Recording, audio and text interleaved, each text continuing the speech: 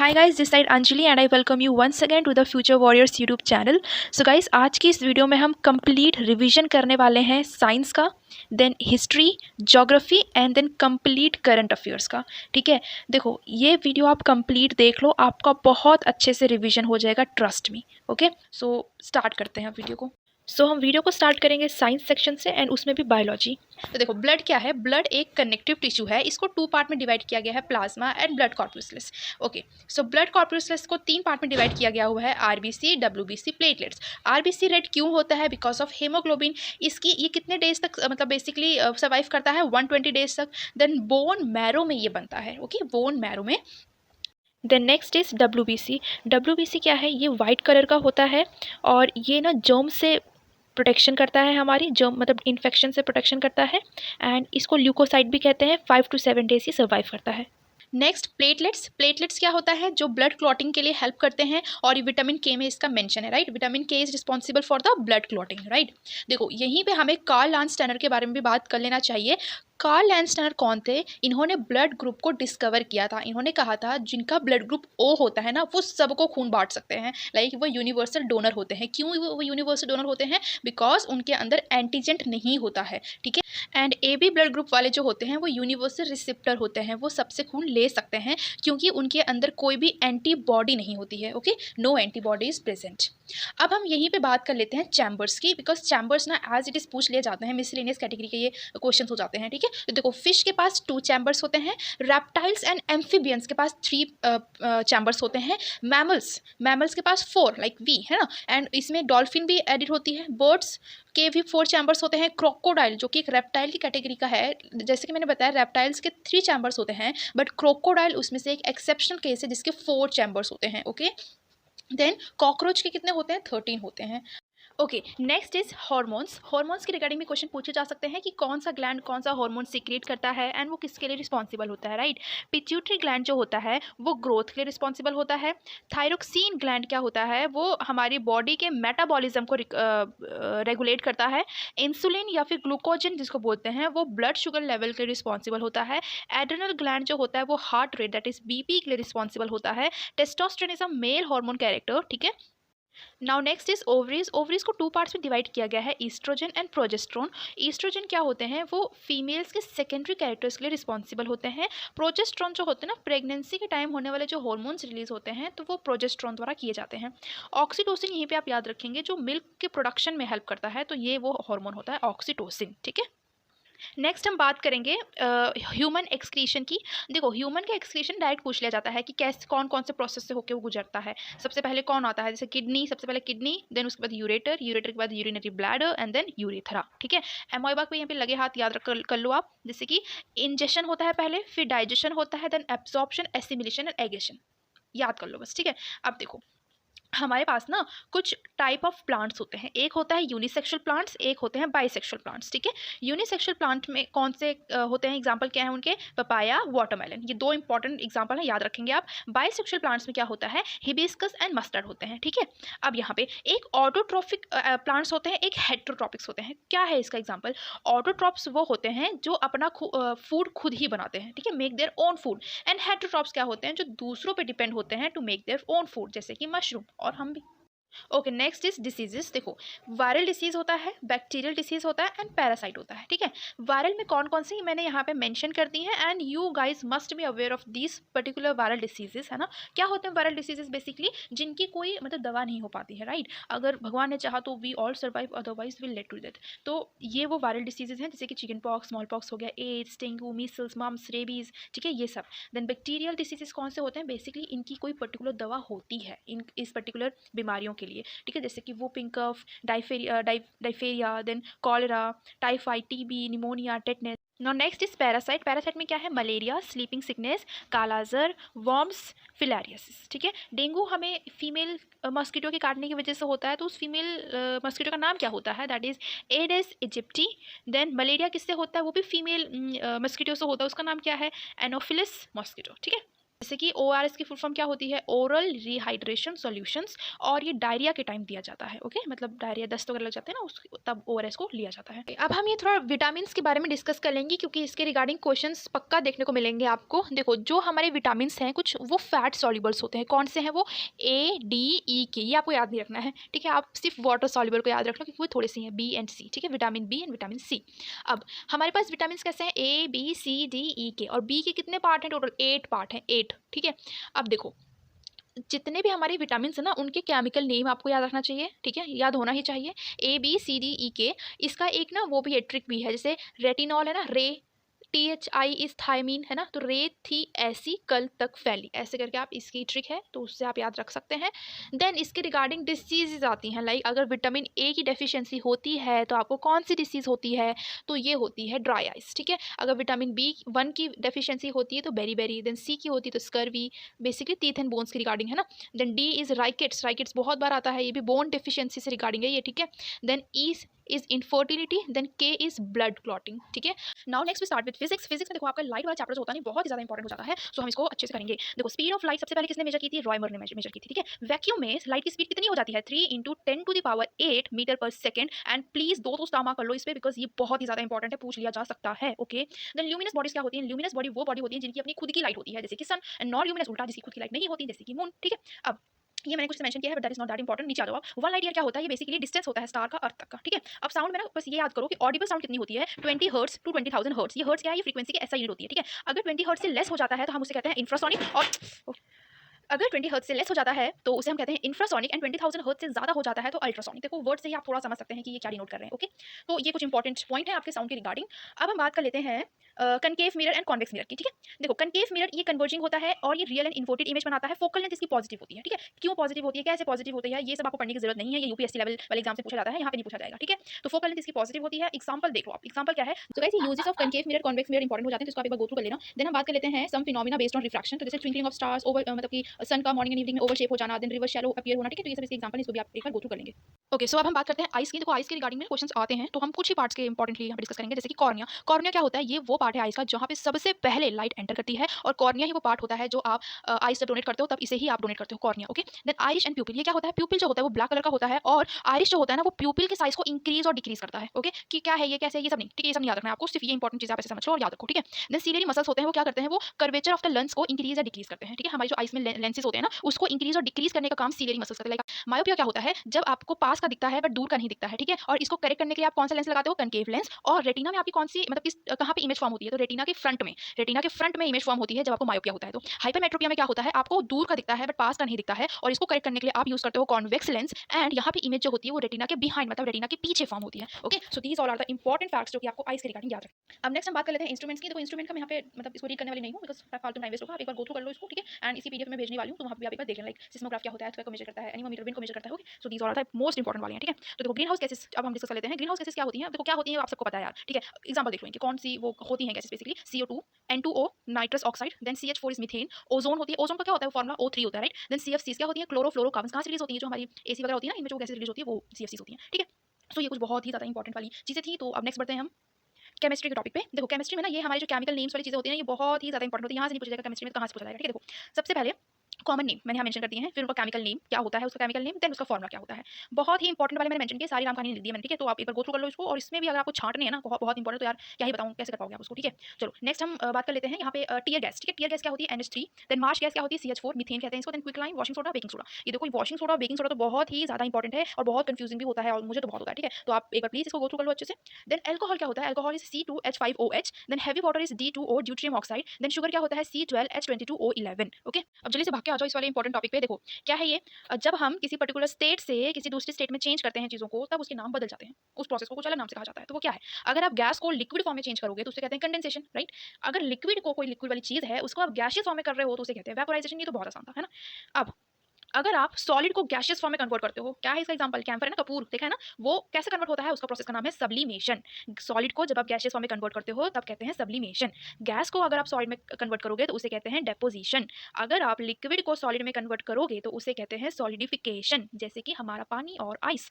अगर आप सॉलिड को लिक्विड में कन्वर्ट करोगे तो उसे कहते हैं फ्यूजन। ठीक है, इतना याद रखना है। अब नीचे आ जाओ, ये फटाफट मतलब फटाफट इसको बस एक बार गो थ्रू कर लो कि ये जो बेकिंग सोडा होता है ये कहाँ इस्तेमाल होता है, वॉशिंग सोडा कहाँ इस्तेमाल होता है। और इसमें मोस्ट इंपॉर्टेंट देखो, हार्डनेस ऑफ द वाटर को रिमूव करता है कौन? वॉशिंग सोडा, बड़ा इंपॉर्टेंट है। ठीक है, देन बोरैक्स में भी इंपॉर्टेंट है, मतलब बोरैक्स में भी यूज होता है। देन ब्लीचिंग पाउडर कहाँ यूज होता है? डिसइंफेक्ट वाटर को, मतलब वाटर को डिसइंफेक्ट करने के लिए ब्लीचिंग पाउडर का आप इस्तेमाल करते हो। ठीक है, तो इसको फटाफट एक बार गो थ्रू कर लो आप।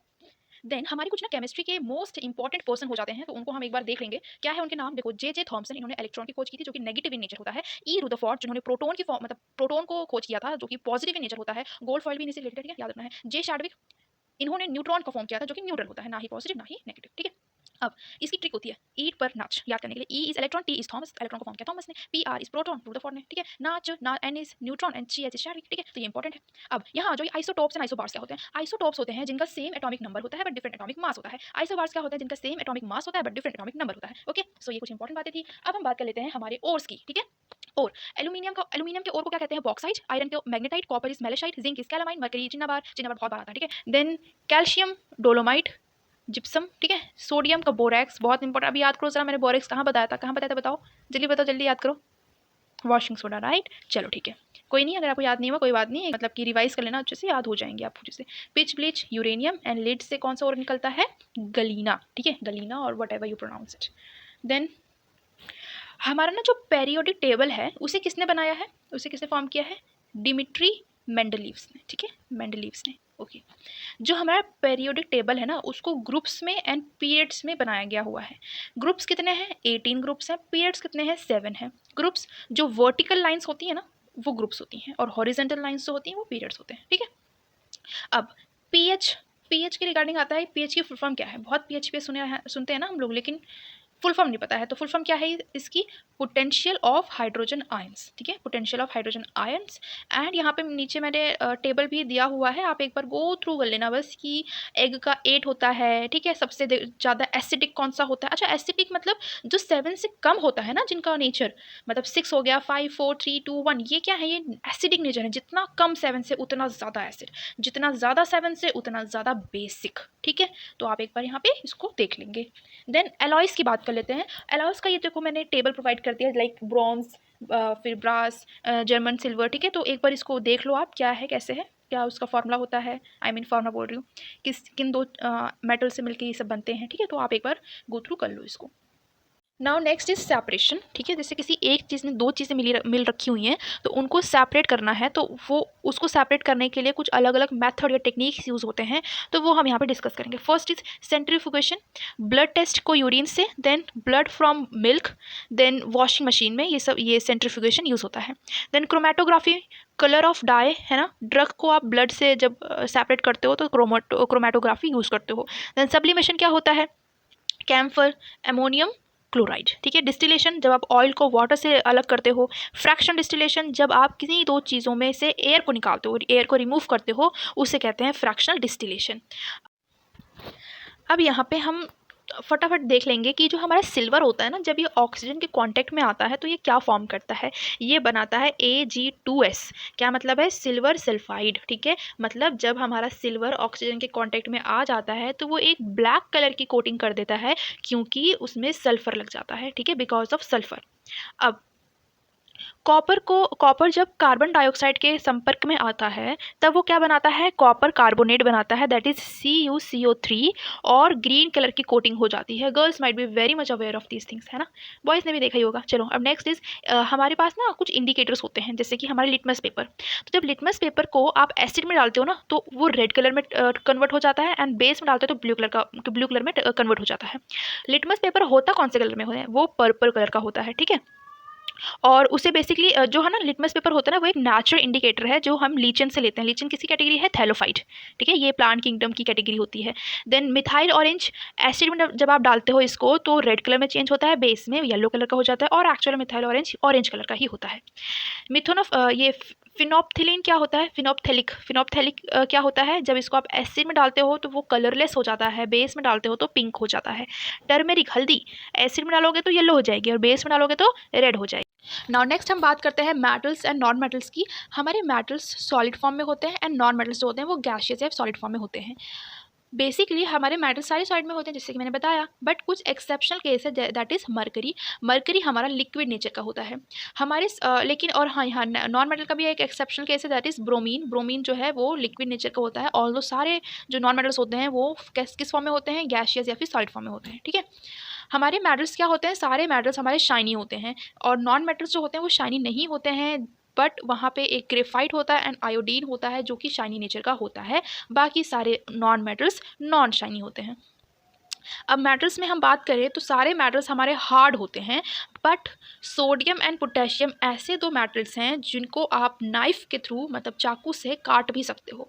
नॉन मेटल्स हमारे ऐसे मेटल्स होते हैं जो कि सॉफ्ट होते हैं, बट हमारा जो डायमंड है वो नॉन मेटल की कैटेगरी में आता है जो कि हार्डेस्ट है। ठीक है, मेलेबिलिटी की बात करते हैं। मेलेबिलिटी मतलब आप किसी चीज़ को मतलब मेटल्स को आप थिन शीट में कन्वर्ट कर देते हो तो उसे हम कहते हैं मेलेबिलिटी। तो आप मेटल्स को कन्वर्ट कर सकते हो थिन शीट में, लेकिन नॉन मेटल्स को नहीं कर सकते हो। डक्टिलिटी क्या होता है? जब आप किसी चीज़ को वायर में कन्वर्ट कर दो तो उसे कहते हैं डक्टिलिटी। तो मेटल्स को आप वायर्स में कन्वर्ट कर सकते हो, बट नॉन मेटल्स को नहीं कर सकते। हीट क्या है? देखो मेटल्स जो है ना वो गुड कंडक्टर ऑफ हीट है, मतलब उनमें से हीट पास हो सकती है, बट नॉन मेटल्स में से नहीं हो पाती। But there are two exceptional cases that is graphite and diamond. ठीक है, देन इलेक्ट्रिसिटी। हमारे मेटल्स जो होते हैं वो गुड कंडक्टर ऑफ इलेक्ट्रिसिटी होते हैं, but non metals are not good conductor of electricity. Exceptional case है ग्रेफाइट एंड ये एक्सेप्शनल केसेस बहुत आते हैं। ठीक है, इनको आप अच्छे से याद रखेंगे। सो गाइज अब हम स्टार्ट करते हैं ज्योग्राफी से।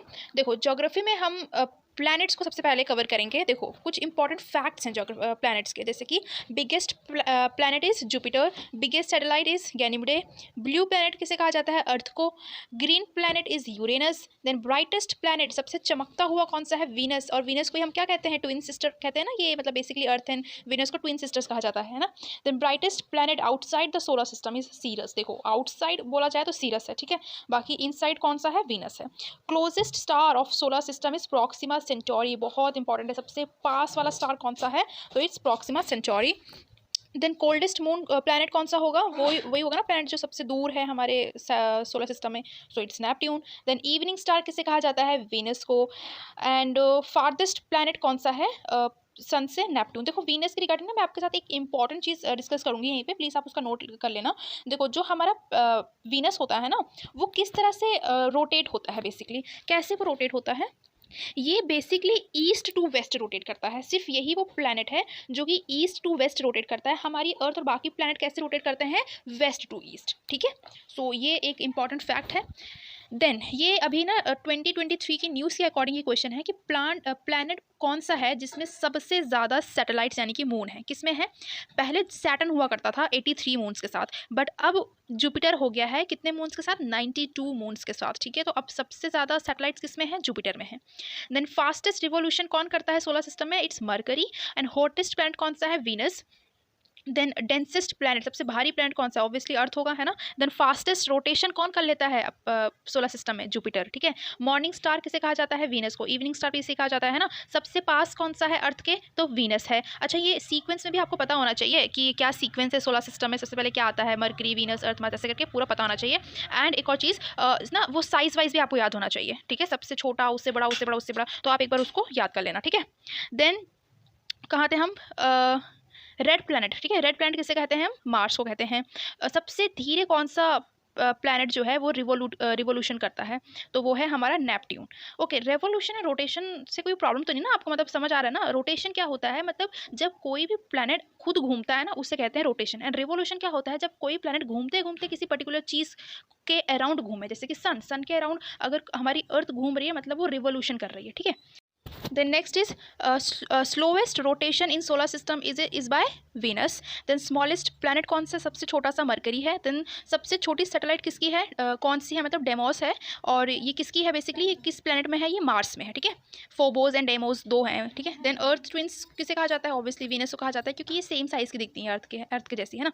देन एटमॉस्फेयर, कौन से ऐसे प्लैनेट का एटमॉस्फेयर जो है वो अर्थ के जैसा है, तो टाइटन, ठीक है। देन अब हम बात करते हैं ट्रॉपिक ऑफ कैंसर की। तो ये बेसिकली 23.5 डिग्री नॉर्थ से पास करती है, नॉर्दर्न हेमिस्फीयर में ये होती है।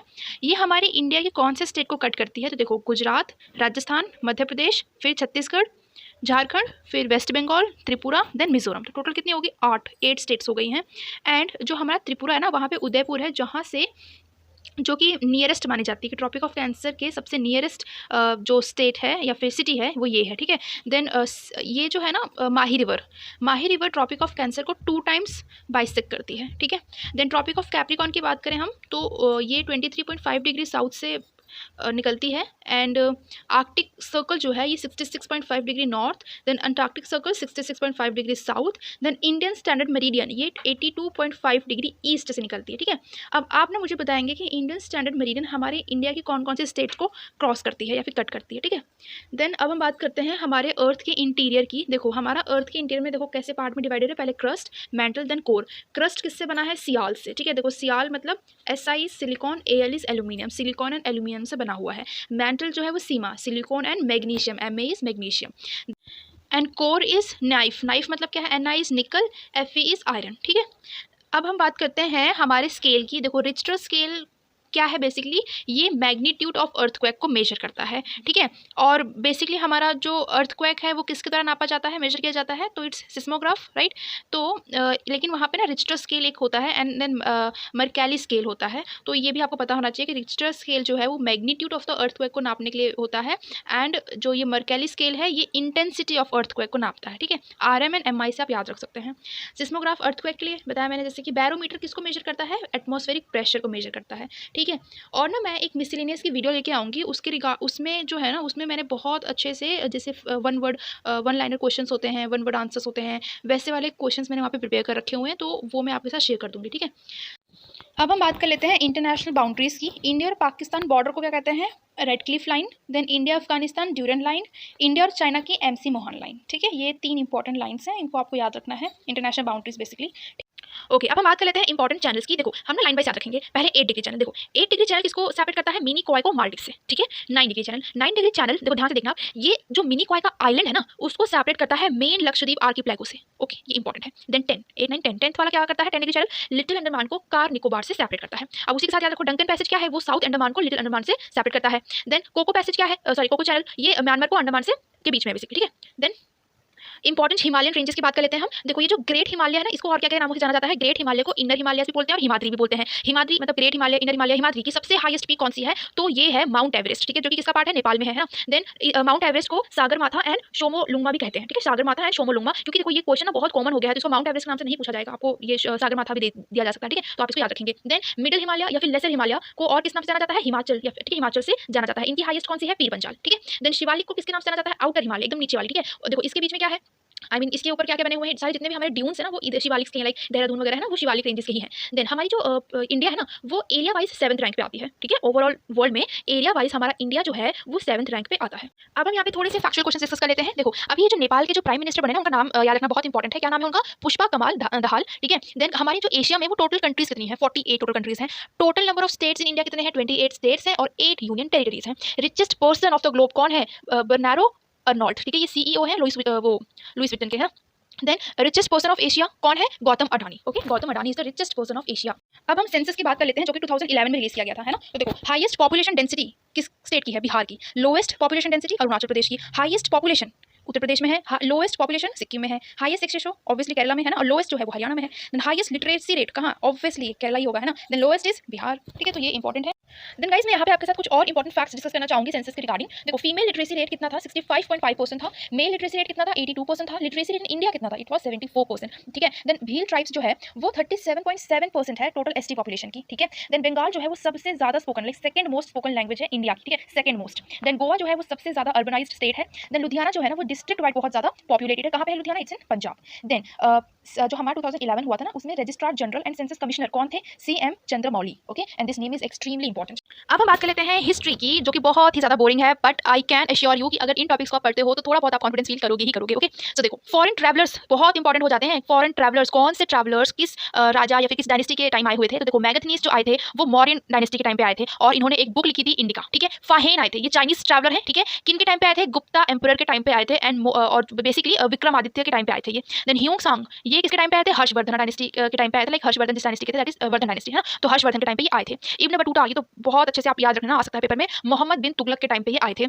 विलियम हॉकिंस किसके टाइम पे आए थे? जहांगीर के टाइम पे आए थे, राइट? बहुत इंपॉर्टेंट, याद रखना है। अब थोड़ी सी हम बात कर लेते हैं इंडस वैली सिविलाइजेशन की regarding, and Indus valley civilisation के क्वेश्चंस आपको बन सकते हैं काफी ज्यादा, लाइक अगर हिस्ट्री में ज्यादातर एंशिएंट मेडिवल वगैरह से नहीं आया ना, तो इंडस वैली सिविलाइजेशन नहीं छोड़ता कोई भी एग्जाम। ठीक है, तो इसकी एक सेपरेट वीडियो मैंने बना के रखी है, तो आप उसको एक बार जरूर चेकआउट कर लेना। बहुत शॉर्ट वीडियो है, और तो मैं फिर भी यहाँ पे एक कंसाइज वे में आपको थोड़ा बता देती हूँ। देखो, हमारा जो इंडस रिवर है ना, वहीं पे हमारा सिविलाइजेशन फ्लरिश्ड हुआ था। हड़प्पा जो है ना, ये फर्स्ट यूनेस्को साइट है, और ये किस रिवर के नियर में है? आता है क्वेश्चन, रावी रिवर के नियर में है। और नेक्स्ट इज लोथल। लोथल में मतलब बेसिकली एक एंशिएंट पोर्ट हुआ करता था। ठीक है, यहीं पे डॉकयार्ड एविडेंस मिले थे। और ये नेशनल मैरीटाइम हेरिटेज के अंदर हो गया हुआ है, and Lothal is in Gujarat. ठीक है, देन राखीगढ़ी, राखीगढ़ी कहाँ पे है? हरियाणा में है। कालीबंगन कहाँ पे? राजस्थान में है। एंड इनके रिगार्डिंग कुछ इंपॉर्टेंट न्यूज़ भी हैं जो मैं आपके साथ आगे शेयर कर दूंगी। और ये कुछ इंपॉर्टेंट और फैक्ट्स हैं। देखो, जो इंडस वैली सिविलाइजेशन था ना, तो बेसिकली उसके ट्रेड रिलेशंस, मतलब उस टाइम पे ट्रेड रिलेशंस किन किन कंट्रीज के बीच में थे? तो Mesopotamia, then ancient Egypt, and then Chinese civilisation के बीच में थे। ठीक है, 1922 में RD बैनर्जी ने मोहनजोदाड़ो को एक्सकेवेट किया था। Okay, Mohenjo-daro is extremely important, तो please make a note of it. और अभी जो है रिसेंट की बात करें हम, नॉट रिसेंट मतलब पहले भी, जो हमारा मतलब इंडस वैली सिविलाइजेशन था ना, उसमें ईस्टर्न मोस्ट पार्ट कौन सा था? आलमगीरपुर था, यूपी का। ठीक है, किसके कौन सी रिवर के नियरेस्ट है ये? तो हिंडन रिवर। वेस्ट की बात करें तो सुक्ता गेंडोर, किस कहाँ पे है? बालासिस्टन। बालासिस्टन कहाँ पे है? पाकिस्तान, राइट? देन नॉर्थ की बात करें तो मांडा, जम्मू कश्मीर में। देन साउथ की बात करें तो दैमाबाद, महाराष्ट्र में। ओके, कुछ यहाँ पे इंपॉर्टेंट चीज़ और मेंशन की है मैंने, जो मतलब बेसिकली जो इंडस वैली सिविलाइजेशन जो था, वहाँ पे कॉटन को सिंडन कहते थे। बैटल ऑफ हायम्पिया क्या है ये? मतलब 100 किंग्स के बीच में बैटल सी है, तो इसका मेंशन मैंने ऋग्वेद में किया है आगे, तो वहाँ पे भी हम देखेंगे इसको। ठीक है, देन बॉस्ट्रोफेंडन, ये एक वर्ड है, ये क्या है? बेसिकली मतलब written from right to left and vice versa, मतलब right to left and left to right लिखने की कला को कहते हैं बॉस्ट्रोफेंडन। ठीक है, ये इन द स्क्रिप्ट में मेंशन है। देन आयरन कभी भी IBC में यूज नहीं हुआ है। इंडस वैली सिविलाइजेशन में आपने आयरन कभी नहीं पाए हैं। ठीक है, तो हम बात कर लेते हैं वैदिक पीरियड की। देखो, हमारे पास थे जैसे ऋग्वेद थे, यजुर्वेद थे, सामवेद थे, एंड अथर्ववेद, है ना। तो इनके रिगार्डिंग कुछ फैक्चुअल क्वेश्चंस आपके पास आ सकते हैं, तो हम उनको कवर जल्दी जल्दी कर लेंगे। ऋग्वेद जो है वो फर्स्ट टेस्टामेंट ऑफ मैनकाइंड इसे कहा जाता है। बैटल ऑफ 100 किंग्स का जो मेंशन है ना, वो ऋग्वेद में ही है। Oldest text in the world is in Rigveda, is actually a Rigveda. Then 1028 hymns है इसमें, और गायत्री मंत्र जो है वो भी ऋग्वेद में ही मेंशन है। विश्वामित्र द्वारा लिखा गया हुआ था गायत्री मंत्र, और गायत्री मंत्र जो है ये 3rd मंडल में आता है। देन यजुर्वेद की बात करें तो बेसिकली जितनी भी आपकी प्रेयर्स वगैरह होती है ना, वो यजुर्वेद में मेंशन है, और जो 7 पाठ है ये ओल्डेस्ट एंड द लार्जेस्ट ब्राह्मण माने जाते हैं। देन सामवेद क्या है? ये इसमें बेसिकली म्यूजिक्स है। ठीक है, बुक्स ऑफ चैंट्स, मतलब म्यूजिक्स है इसमें, एंड 1549 हिम्स हैं इसमें। देन अथर्ववेद में क्या है? ये एक मैजिकल फॉर्मुलास की रिगार्डिंग बुक है।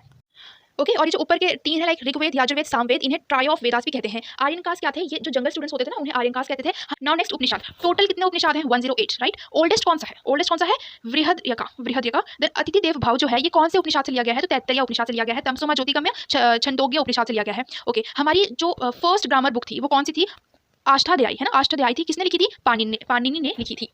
सो नेक्स्ट हम बुद्धिस्ट काउंसिल की बात कर लेते हैं। फर्स्ट बुद्धिस्ट काउंसिल अजातशत्रु ने कराई थी राजगीर में, सेकंड काल अशोक ने वैशाली में, थर्ड अशोक ने पाटलिपुत्र में, फोर्थ कनिष्क ने कश्मीर में। ठीक है, अब हम बात करते हैं एंशिएंट डायनेस्टीज की। देखो, बहुत इंपॉर्टेंट वाली हम बात करेंगे। मौर्यन एम्पायर के टाइम की बात करते हैं, जो कि बहुत इंपॉर्टेंट है। इसके फाउंडर कौन थे? चंद्रगुप्त मौर्य। चाणक्य इसके कंटेम्प्रेरी थे, उन्होंने अर्थशास्त्र भी लिखी थी। ठीक है, कैपिटल क्या थी मौर्यन एम्पायर की? पाटलिपुत्र। ठीक है, जो हमारे चंद्रगुप्त मौर्य थे वो उसके फाउंडर थे। उनके बेटे कौन है? बिंदुसारा। बिंदुसारा के बेटे कौन है? अशोका। अशोका ने कलिंगा वॉर लड़ी थी 261 BC में, प्लीज याद रखना, बहुत इंपॉर्टेंट है। अशोका ने कलिंगा वॉर के बाद बुद्धिज्म को अपना लिया था, है ना। देन नेशनल एम्बलम कौन सा है? इंडिया का भी नेशनल एम्बलम यही है जो उस टाइम का हुआ करता था, अशोका का स्तंभ ऑफ सारनाथ। ठीक है, सांची स्तूपा। देन बृहद रथा जो थे ये लास्ट रूलर थे मौर्यन एम्पायर के। इसके बाद हम और भी मतलब और भी काफी सारी डायनेस्टीज थी यहाँ पे, बट हम इंपॉर्टेंट वाली डिस्कस कर रहे हैं, इसलिए हम मौर्यन गुप्ता एम्पायर को डिस्कस करेंगे। सो गुप्ता एम्पायर के फाउंडर कौन थे? श्रीगुप्ता। और इनके टाइम पे ना आर्यभट्ट एंड कालिदास, ये मोस्ट इंपॉर्टेंट 9 ज्वेल्स माने जाते हैं गुप्ता एम्पायर के। ठीक है, जो इनके टाइम पे एग्जिस्ट करते थे। देन समुद्रगुप्ता जो थे इनको इंडियन नेपोलियन भी कहा जाता था, और हीरो ऑफ 100 बैटल्स। ठीक है, हीरो ऑफ 100 बैटल्स भी इन्हीं कहा जाता था। चंद्रगुप्त 2 को विक्रमादित्य के नाम से जाना जाता था, और इन्हीं के टाइम पे 9 ज्वेल्स पाए गए थे। और जो हमारे विक्रमादित्य थे इन्हीं के टाइम पे चाइनीज ट्रैवलर भी आए थे, और आप मुझे बताएंगे वो कौन थे? मैंने ऑलरेडी उसको पढ़ा दिया आपको। और ये जो गुप्ता एम्पायर है ना, इसे golden age of ancient India भी कहते हैं। अब हम मेडिवल हिस्ट्री की बात कर लेते हैं। So first is Prithviraj Chauhan. देखो बेसिकली क्या हुआ था? बैटल्स हुई थी। फर्स्ट बैटल ऑफ टेरेन हुआ था 1191 में। पृथ्वीराज चौहान एंड मोहम्मद गुरी के बीच में, ठीक है। पृथ्वीराज चौहान 1191 वाले बैटल में जीत गए थे, तो उनकी मतलब वो तब सर्वाइव कर रहे थे, उनकी खुद की अपनी डायनेस्टी चल रही थी। सेकंड बैटल ऑफ टेरेन में 1192 में मोहम्मद गुरी जीत गए थे, पृथ्वीराज चौहान को हरा डाला था, वो मार डाला था, ठीक है। फिर मोहम्मद गुरी के स्लेव आते हैं, मतलब उनके एक स्लेव थे कुतुबुद्दीन ऐबक, जिन्होंने मोहम्मद गुरी को मार डाला और अपनी स्लेव डायनेस्टी सेटअप कर ली। कुतुबुद्दीन ऐबक को लाख बख्श के नाम से भी जाना जाता। कुतुबुद्दीन ऐबक थे, इन्होंने कुतुब मीनार बनवाना तो स्टार्ट करा दिया था, बट इन्होंने बिल्कुल भी एक भी मंजिल इन्होंने बनवाई नहीं थी। तो बेसिकली इन्हें real founder of Qutub Minar नहीं बोला जाता है। किन्हें बोला जाता है? इल्तुतमिश को बोला जाता है, जो कि कुतुबुद्दीन ऐबक के बाद आए थे। मतलब कुतुबुद्दीन ऐबक की डेथ हो गई थी बाय प्लेइंग पोलो, ठीक है। तो उनके बाद इल्तुतमिश आए थे, जिन्होंने स्लेव डायनेस्टी को संभाला था, एंड इन्हें ही कुतुब मीनार का रियल फाउंडर कहा जाता है। ओके, सो कुतुबुद्दीन ऐबक जो थे, इन्होंने कुतुब मीनार किसको डिवोट किया था? तो ख्वाजा कुतुबुद्दीन बख्तियार काकी को डिवोटेड था वो। देन इल्तुतमिश के बाद उनकी बेटी रज़िया सुल्ताना आई थी, जिन्होंने स्लेव डायनेस्टी को संभाला था, और ये फर्स्ट मुस्लिम वुमेन रूलर बन जाती हैं जिन्होंने स्लेव डायनेस्टी को रूल किया था, ठीक है। तो अब तक कोई ऐसी लेडी या फिर कोई गर्ल नहीं आई थी जिसने कि रूल किया हो। तो Razia Sultana was the first ruler, और वो भी मुस्लिम रूलर थी वो। देन गयासुद्दीन बलबन आए रज़िया सुल्ताना के बाद, और उन्होंने सजदा एंड पेबोस को इंट्रोड्यूस किया। देन गयासुद्दीन बलबन के बाद कौन आए? जलालुद्दीन खिलजी। इनके टाइम पे बहुत ज़्यादा इंपॉर्टेंट चीज़ नहीं हुई, बट येस, ये खिलजी डायनेस्टी के फाउंडर कहे जाते हैं, ठीक है। देन इनके बाद आए अलाउद्दीन खिलजी। इनको सिकंदर सैनी और सेकंड अलेक्जेंडर के नाम से भी जाना जाता है। इन्होंने ही, अलाउद्दीन खिलजी ने ही रिलीजन को पॉलिटिक्स से सेपरेट किया, सो दैट चीज़ें सिस्टमेटिक वे में चल सकें। इन्होंने अलाई दरवाज़ा एंड सीरी फोर्ट भी बनवाया था।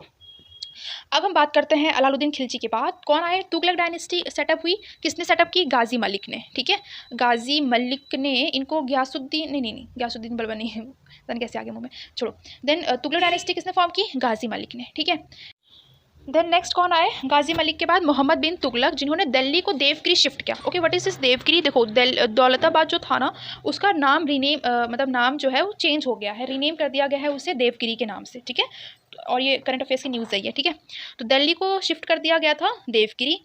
देन मोहम्मद बिन तुगलक के बाद कौन आए? फिरोज शाह तुगलक। इनके टाइम पे भी कुछ इंपॉर्टेंट नहीं था, हाँ, टोकन करेंसी इन्होंने इंट्रोड्यूस करवाई थी, वो थोड़ा सा इंपॉर्टेंट है बस। देन फिरोज शाह के बाद कौन आए? सैयद डायनेस्टी आई। किसने बनाई? किसने फाउंड की? खिजर खान ने फाउंड की। फिर इनके बाद कुछ खास इसमें हुआ नहीं। Then next Bahlol Lodi dynasty, ठीक है। लोधी डायनेस्टी के फाउंडर कौन है? बहलोल लोधी। इनके बेटे कौन? सिकंदर लोधी, जिन्होंने दिल्ली को आगरा शिफ्ट किया, ठीक है, दिल्ली को आगरा शिफ्ट किया, तो ये इंपॉर्टेंट है। देन सिकंदर लोधी के बाद लास्ट आए इब्राहिम लोधी, ठीक है। ये बहुत इंपॉर्टेंट है क्योंकि इन्होंने ही बाबर के साथ लड़ाई की थी, ठीक है। फर्स्ट बैटल ऑफ पानीपत किनके बीच हुई थी? इब्राहिम लोधी एंड बाबर के बीच में हुई थी, और इब्राहिम लोधी उस टाइम हार गए थे एंड बाबर पे जीत गए, और फिर उन्होंने अपनी खुद की डायनेस्टी बना ली, that is Mughal dynasty. Okay, next Babur के बाद फिर कौन आए? हुमायूं आए। हुमायूं ने क्या, मतलब हुमायूं के टाइम पे ना, मतलब ये रूल कर रहे थे, उसके बाद शेरशाह सूरी आ गए। उन्होंने मतलब कुछ टाइम तक उन्होंने वहाँ पे रूल किया, और उस टाइम जब वो रूल कर रहे थे तो हुमायूं जो थे वो ईरान भाग गए थे, ठीक है। फिर शेरशाह सूरी ने, मतलब उनके टाइम पे ना मलिक मोहम्मद जायसी ने पद्मावत लिखी थी, तो ये भी इंपॉर्टेंट है। देन हुमायूं आए वापस से, फिर इन दोनों के बीच में लड़ाई हुई। फिर उसके बाद मतलब कि हुमायूं के बाद फिर कौन हुए वापस से, मतलब मुगल डायनेस्टी स्टार्ट होने लग गई। देन अच्छा, जब ये शेरशाह सूरी आया था ना, तो सूरी डायनेस्टी चल रही थी तब, ठीक है।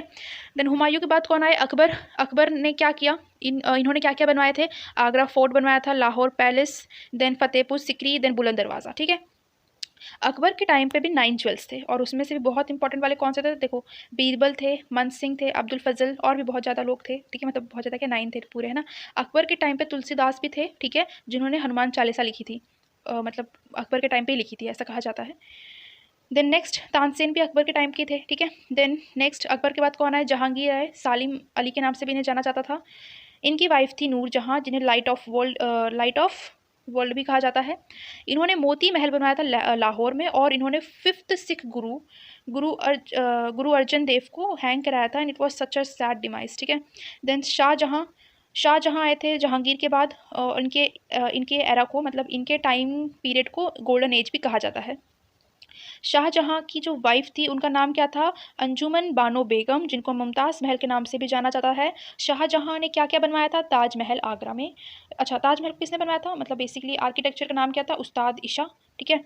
देन शाहजहाँ ने रेड फोर्ट बनवाया है, जामा मस्जिद दिल्ली में बनवाया है, ठीक है। सो ये कुछ इंपॉर्टेंट बातें थी शाहजहाँ की रिगार्डिंग। एंड उनके बाद कौन आए? औरंगज़ेब आए, है ना। औरंगजेब आए, उनको जिंदा पीर के नाम से भी जाना जाता है। और इनके टाइम पे जो 10th Sikh Guru, sorry 9th, okay 9th, please correct करना, 9th सिख गुरु जो थे उनको इन्होंने हैंग कराया था, ठीक है। Then Guru Tegh Bahadur, and he also sacrifice his life just in the honour of other Sikhs. Then Bibi का मकबरा भी इन्होंने बनवाया था, औरंगजेब ने। देन लास्ट औरंगजेब के बाद लास्ट कौन से होते हैं रूलर? बहादुर शाह जफ़र, शाह आलम वन भी इन्हें कहा जाता है। ये first independence war of India किसे कौन सी थी? First independence war of India 1857, right, battle of revolt जिसे कहते हैं। उस टाइम के मतलब बेसिकली यही उसके हेड थे, ठीक है, जस्ट फॉर सम रीजंस। चलो नेक्स्ट बात करते हैं अब हम मोस्ट इंपॉर्टेंट बैटल्स की, जो कि आपको बहुत अच्छे से याद रखनी है। तो फर्स्ट बैटल ऑफ पानीपत कब हुई थी? 1526 में हुई थी। सेकेंड बैटल ऑफ पानीपत कब हुई थी? 1556 में हुई थी। और ये किन के बीच में हुई थी? अकबर वर्सेस हेमू के बीच में। फर्स्ट फिर हमने डिस्कस कर ली है, बाबर और इब्राहिम लोधी के बीच में हुई थी, right. Third battle of Panipat कब हुई थी? 1761 में। एंड ये वाली बैटल्स आपके टिप पे होनी चाहिए एकदम, ठीक है, बहुत अच्छे से इसको याद रखना है। Battle of Khanwa, Chanderi and Ghaghra. इसको बेसिकली ना ऐसे पानी, खानवा एंड चंदेरी घाघर ऐसे याद रखा जाता है, मतलब पानी पिया, खाना खाया, चंदेरी जाके घाघर खरीदा, ऐसे करके याद किया जाता है इसको। तो पानीपत वाला कब हुआ था? 1526 में। खानवा होगा 27, चंदेरी 28, घाघर 29, ठीक है। किन के बीच में हुई है? बाबर वर्सेस राणा संगा के बीच में हुई है खानवा। देन बाबर वर्सेस मेदनी राय के बीच में हुई है चंदेरी। देन बाबर वर्सेस अफगानों के बीच में हुई है घाघर। नेक्स्ट बैटल ऑफ देवरा कब हुई थी? 1531 में हुई थी, ठीक है। देन बैटल ऑफ चौसा 1539 में। किन के बीच में हुई थी? हुमायूं वर्सेस शेरशाह सूरी के बीच में हुई थी। बैटल ऑफ कन्नौज किसके बीच में हुई थी? हुमायूं वर्सेस शेरशाह सूरी के भी बीच में हुई थी 1540 में। एंड सरहिंद हुई थी 1555 में, ठीक है। Then battle of Haldi Ghati, ये कब हुआ था? 1576 में हुई थी। मन सिंह और राणा प्रताप के बीच में हुई थी। मन सिंह किन की तरफ से गए थे? अकबर की तरफ से, right. Then battle of Buxar हुआ था and battle of Plassey, and these both are very very very important. Battle of Buxar हुआ था 1764 में, बैटल ऑफ प्लासी हुआ था 1757 में। गाइस अब रह गया हमारा मॉडर्न हिस्ट्री। देखो मॉडर्न हिस्ट्री में यहाँ पे कवर नहीं कराऊंगी क्योंकि उसे आपको एकदम अच्छे से पढ़ना है, ठीक है। तो मैंने जो वीडियो बना के रखा है मॉडर्न हिस्ट्री का, उसे आप एक बार अच्छे से देख लेना, आपका बहुत अच्छे से रिवीजन हो जाएगा। और मॉडर्न हिस्ट्री आपको बहुत अच्छे से करना भी है क्योंकि उसी के रिगार्डिंग ज़्यादा क्वेश्चंस आपको देखने को मिलेंगे। अब हम बात कर लेते हैं महात्मा गांधी के रिगार्डिंग मोस्ट इंपॉर्टेंट क्वेश्चंस। देखो महात्मा गांधी का बर्थ डेट क्या है? 2 अक्टूबर 1869, and the very fact is 2 अक्टूबर को लाल बहादुर शास्त्री का भी मतलब बर्थडे आता है, ठीक है। देन ये साउथ अफ्रीका से कब वापस आए थे? 1915 को आए थे। पर्टिकुलर डेट की बात करें तो 9 जैन को ये आए थे, एंड उसी दिन हम प्रवासी दिवस भी मनाते हैं। देखो महात्मा गांधी को एम के गांधी बोला जाता है, राइट। महात्मा गांधी को महात्मा का टाइटल किसने दिया? तो उनको महात्मा का टाइटल दिया है रविंद्रनाथ टैगोर ने। अब बात करें हम पॉलिटिकल टीचर की, तो महात्मा गांधी अपने पॉलिटिकल टीचर या पॉलिटिकल गुरु किसे मानते थे? गोपाल कृष्ण गोखले को। और गोपाल कृष्ण गोखले के कहने पर ही महात्मा गांधी साउथ अफ्रीका वापस आए थे, ठीक है। Then first movement Mahatma Gandhi ji का कौन सा था? चंपारण मूवमेंट, जो कि सत्याग्रह मतलब फर्स्ट सत्याग्रह यहीं से शुरू हुआ था, ठीक है। देन दांडी मार्च जो है वो साबरमती आश्रम से दांडी गुजरात तक था, ठीक है। 12 मार्च 1930 से 6 अप्रैल 1930 तक ये मार्च चला था। 24 डेज का था ये, ठीक है। Then father of the nation मतलब ये टाइटल किसने दिया महात्मा गांधी को? तो सुभाष चंद्र बोस जी ने दिया है। महात्मा गांधी के फादर का नाम क्या है? क्या नाम है उनका? करमचंद उत्तमचंद गांधी। एंड इनकी मदर का नाम क्या है? पुतलीबाई। किसने लिखी है? ये महात्मा गांधी जी ने लिखी है। अब बात कर लेते हैं असैसिनेशन की। तो 30 जनवरी 1948, ठीक है, जस्ट आज़ादी के इंडिपेंडेंस के एक साल बाद बिरला हाउस न्यू दिल्ली में इनका असैसिनेशन हुआ था। किसने किया था? नथुराम विनायक गोडसे, ठीक है। ये नाम भी इंपॉर्टेंट है। हम यहीं पे इंपॉर्टेंट वॉर्स की बात कर लेते हैं। इंडिया वर्सेस चाइना का जब वॉर हुआ था 1962 में, तब प्राइम मिनिस्टर कौन थे इंडिया के? तो जवाहरलाल नेहरू थे। इंडिया वर्सेस पाकिस्तान 1965 वाले वॉर में लाल बहादुर शास्त्री प्राइम मिनिस्टर थे, एंड इस टाइम शिमला एग्रीमेंट भी हुआ था, ठीक है। इंडिया वर्सेस पाकिस्तान 1971 वाला जो वॉर हुआ था, तब बेसिकली क्या हुआ था? बांग्लादेश को इंडिपेंडेंस मिली थी इस टाइम पे, और इसमें जो प्राइम मिनिस्टर थी वो कौन थी? इंदिरा गांधी थी। एंड 26 मार्च 1971 को बेसिकली बांग्लादेश आज़ाद हुआ था, और 16 दिसंबर को हम इसीलिए विजय दिवस भी मनाते हैं, ठीक है। तो कारगिल वॉर की बात करें तो 1999 में ये कारगिल वॉर हुई थी, और उस टाइम के प्राइम मिनिस्टर थे अटल बिहारी वाजपेयी जी। देखो फर्स्ट वर्ल्ड वॉर कब हुआ था? 1914 में हुआ था। सेकेंड कब हुआ था? 1939 से 45 तक, ठीक है। सो गाइस अब हम स्टार्ट करते हैं करंट अफेयर्स से। देखो करंट अफेयर्स में अभी जो रिसेंट वाली न्यूज़ है ये तो बहुत ही ज़्यादा इंपॉर्टेंट हो जाती हैं एंड इसीलिए जो बजट है ना ये भी बहुत इंपॉर्टेंट हो जाता है। इसीलिए इसको हम ऐसे मतलब छोटा छोटा सा नहीं पढ़ेंगे, इसको थोड़ा अच्छे से पढ़ने की ज़रूरत है। इसलिए मैंने इसकी रिगार्डिंग एक वीडियो भी बना के रखा हुआ है, तो प्लीज़ आप उसको एक बार गो थ्रू कर लेना, बहुत अच्छे से आपका बजट जो है वो कंप्लीट हो जाएगा। उसमें मैंने स्टैटिक जीके भी कवर कर रखी हुई है, ठीक है। सो आप वहाँ पे कवर कर लेना, बाकी हम इंपॉर्टेंट बातें यहाँ पे डिस्कस कर लेते हैं। Next is G20। G20 कब फाउंड हुआ था? 1999 में ये फाउंड हुआ था। मोटो क्या है इस बार इसका, लाइक 2023 में इसका मोटो क्या है? One earth one family one future, ठीक है। ये हमने इस पर इसकी प्रेसिडेंसी संभाली है, तो इसकी होस्टिंग कहाँ की गई थी? न्यू दिल्ली में। कहाँ पे? प्रगति मैदान में, ठीक है।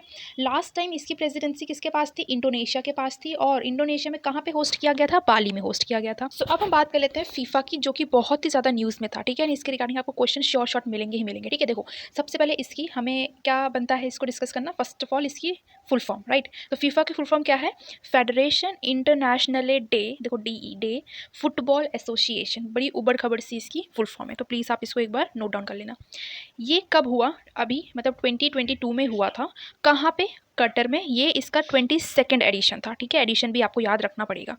विनर कौन थी? अर्जेंटीना थी। किसको हराया? फ्रांस को। थर्ड कौन आई? क्रोएशिया आई। ये इंपॉर्टेंट है, इस बार का थर्ड भी पूछा जा सकता है। मॉस्कॉट क्या था? लाइव, ठीक है। लाइव इसका मॉस्कॉट था। अब कब होने वाला है? हर 4 साल में होते हैं ना ये, तो अभी 22 में हुआ था। अब नेक्स्ट होगा 2026 में।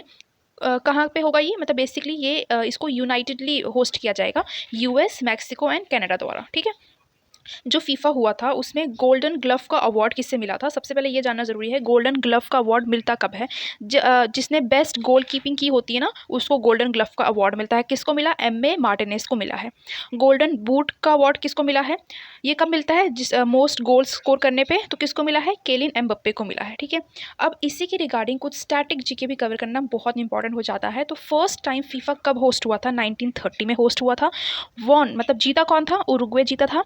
सबसे ज़्यादा सक्सेसफुल टीम कौन सी है? ब्राज़ील रही है, ठीक है, 5 बार।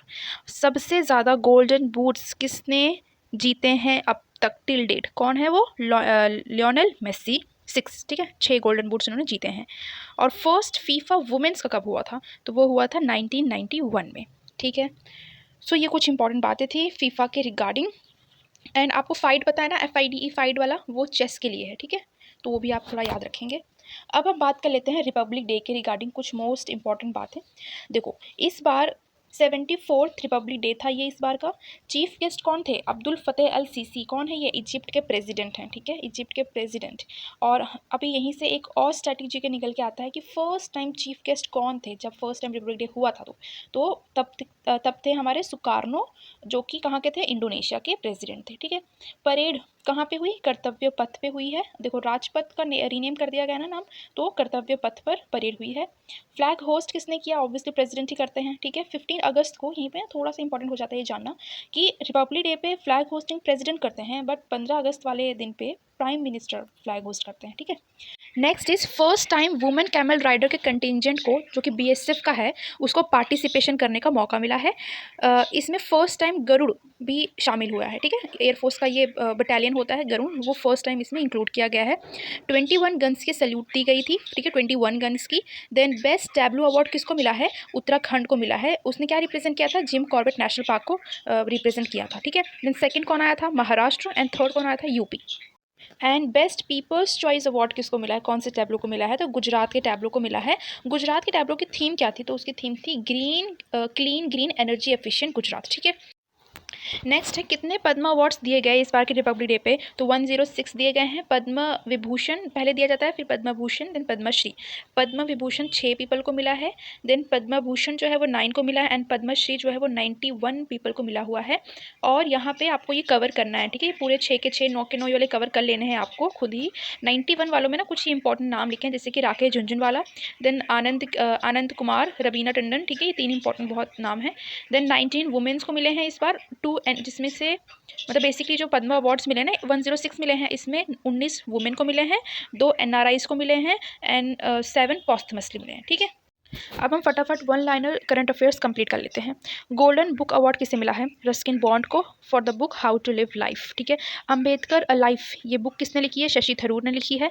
अरुंधति रॉय को अभी साहित्य अकादमी अवार्ड मिला है, किस बुक के लिए? All the life we never lived, इस बुक के लिए मिला है। And this is extremely extremely important, क्योंकि ये एक तो वुमेन भी है, ठीक है, तो ये इंपॉर्टेंट हो जाता है।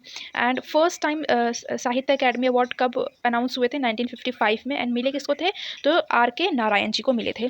मिस यूनिवर्स कौन बनी है? आर बॉनी गैब्रियल, यूएसए से हैं ये, ठीक है। इनको वैक, ये क्या है? ये इंडिया की फर्स्ट नेशनल वैक्सीन है। और इसे बनाई कहाँ से, मतलब किस प्लेस से, मतलब बेसिकली होता है ना इंस्टीट्यूट से, किस इंस्टीट्यूट से इसको डेवलप किया गया है? तो भारत बायोटेक से डेवलप किया गया है। सुन्नी डैम कहाँ पे है? हिमाचल प्रदेश में है। देखो ताशी गैंग, ये हाईएस्ट पूलिंग बूथ है, कहाँ का है? हिमाचल प्रदेश का ही है, ठीक है। हिमाचल प्रदेश की एक और न्यूज़ भी है कि ये फर्स्ट स्टेट है जो कि स्मोक फ्री है, ठीक है। Then nations cup won by, किसने जीता? स्पेन ने जीता है। फीफा वर्ल्ड कप, देखो बताया ना मैंने, अर्जेंटीना ने जीता है, फ्रांस को हराया है। इसके रिगार्डिंग जितनी बातें मैंने बताई थी वो प्लीज़ अच्छे से याद रखना है।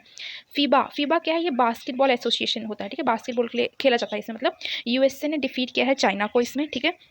मेंस एशिया कप कौन जीता? श्रीलंका जीता है। एंड वुमेन एशिया कप कौन जीता? इंडिया जीती है, और इसमें श्रीलंका को हराया गया है। एंड गाइस, ये जो नोबेल प्राइज़ डिस्ट्रीब्यूट हुए हैं, किनको किस फील्ड में मिला है, एंड देन इसके रिगार्डिंग स्टैटिक पार्ट भी जो है ना, कि लाइक फर्स्ट टाइम किसको मिला था, लास्ट टाइम किसको मिला था, कौन फर्स्ट इंडियन थे जिनको मिला था, किस कैटेगरी में मिला था, ठीक है, तो वो भी इंपॉर्टेंट हो जाता है, ठीक है, क्योंकि करंट अफेयर से स्ट्रैटेजी के उठ के आता है। तो ये चीज़ जो है ना, ये मैं आपको टेलीग्राम पे इसकी PDF प्रोवाइड कर दूँगी, ठीक है, तो आप वहाँ पे उसको देख लेना, लर्न कर लेना। So guys finally we are done with today's video. अब बचा क्या है हमारा? देखो इकोनॉमिक्स बचा है एंड पॉलिटी बचा है, ठीक है। देखो पॉलिटी का ना थोड़ा अच्छे से सिलेबस में मेंशन है कि इंडियन कॉन्स्टिट्यूशन के रिगार्डिंग आपको क्वेश्चंस देखने को मिलेंगे, इसीलिए मैं पॉलिटी का एक सेपरेट वीडियो लेके आऊँगी, इस तरह एग्जाम तक अच्छे से आप प्रिपेयर हो जाओगे, ठीक है। So thank you so much, take care, bye bye.